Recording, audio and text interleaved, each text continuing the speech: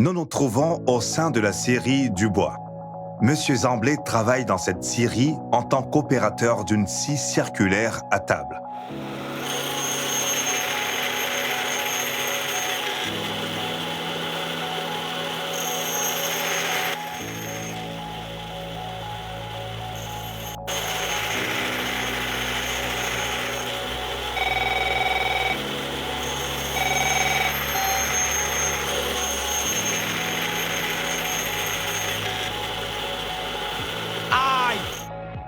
Face à une telle situation, toute personne témoin de l'accident doit immédiatement porter assistance à la victime et la protéger. Par la suite, le témoin de l'accident doit alerter le service médical de l'entreprise et ou le personnel en charge de la sécurité au travail et ou l'administration de l'entreprise. Alors, Madame Ressources Humaines, quel est le rôle du personnel en charge des ressources humaines lorsque survient un accident de la main? Excellente question, Monsieur Prévention. Lorsque le personnel en charge des ressources humaines est informé de la survenue d'un accident de la main, à l'instar de tout autre accident, il doit immédiatement recueillir les informations sur la victime, l'accident et les lésions.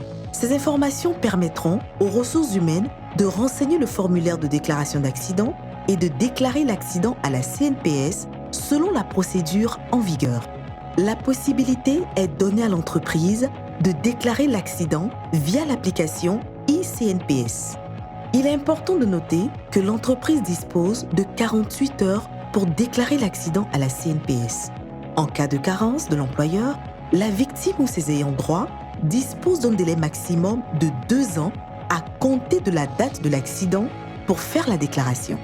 Après avoir déclaré l'accident à la CNPS, le personnel en charge des ressources humaines effectue le suivi du cas déclaré en restant en contact avec son agence.